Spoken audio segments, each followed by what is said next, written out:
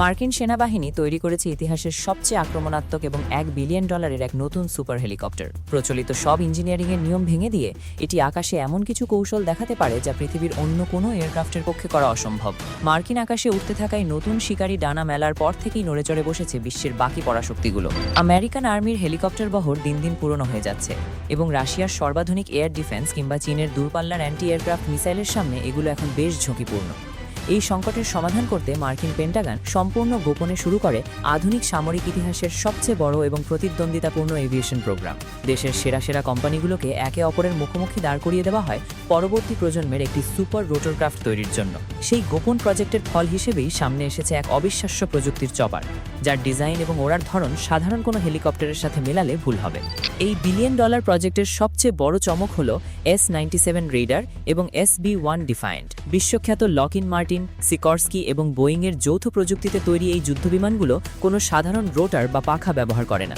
এতে ব্যবহার করা হয়েছে অত্যন্ত গোপন এবং জটিল X2 প্রযুক্তি। সাধারণ হেলিকপ্টারের পেছনে যে লেজের পাখা বা টেইল রোটার থাকে, এই চপারগুলোতে তা সম্পূর্ণ বাদ দেওয়া হয়েছে।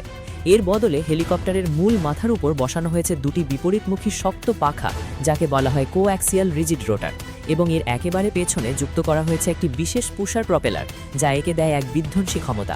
এই নতুন প্রযুক্তির হেলিকপ্টারগুলো আকাশে সম্পূর্ণ ভিন্ন মেকানিজমে কাজ করে। X2 প্রযুক্তির এই হেলিকপ্টারগুলো বডি সোজা রেখেই এর পেছনের প্রপেলারে অতিরিক্ত শক্তি পাঠিয়ে দেয়, ফলে এটি সাধারণ চপারের চেয়ে প্রায় দ্বিগুণ বা 400 কিলোমিটারেরও বেশি গতিতে সোজা এগিয়ে যেতে পারে। শুধু তাই নয়, যখন হঠাৎ গতি কমানোর প্রয়োজন হয় তখন বডি ঝাঁকি না দিয়ে এই পেছনের প্রপেলারটি বিপরীত দিকে ঘুরতে শুরু করে, ঠিক যেন মাঝ আকাশে একটি অদৃশ্য প্যারাশুট খুলে গেল। এর ফলে পাইলট তার নাক বা লক্ষ্যবস্তু থেকে নজর ও অস্ত্র না সরিয়ে মুহূর্তের মধ্যে গতিশূন্যে নামিয়ে আনতে পারে। এই সুপার হেলিকপ্টারটি শত্রু শিবিরের জন্য সবচেয়ে ভয়ঙ্কর, কারণ এর বিশেষ হুইসপার মোড বা নীরব মোড। মিশন চলাকালীন এই চপারটি মাঝ আকাশে তার পেছনের প্রপেলারটিকে সম্পূর্ণ ইঞ্জিন থেকে ডিসকানেক্ট বা বিচ্ছিন্ন করে দিতে পারে। এতে করে হেলিকপ্টারের চেনা এবং ভারী শব্দ মুহূর্তের মধ্যে গায়েব হয়ে যায়। এটি আক্ষরিক অর্থেই শত্রুর রাডার এবং কানের ওপরে নিঃশব্দে গিয়ে হানা দিতে সক্ষম। এছাড়াও এটি 10,000 ফুট উঁচুতে 95 ডিগ্রি গরমেও সমান দক্ষতায় স্থির হয়ে ভেসে থাকতে পারে এবং সাধারণ চপারের অর্ধেক জায়গায় পুরো বডি ঘুরিয়ে নিতে পারে। এর ডানার নিচে থাকা হেলফায়ার মিসাইল, রকেট এবং 50 ক্যালিবারের গান যে কোনো দুর্ভেদ্য বাংকার মুহূর্তেই ধ্বংস করে দিতে পারে।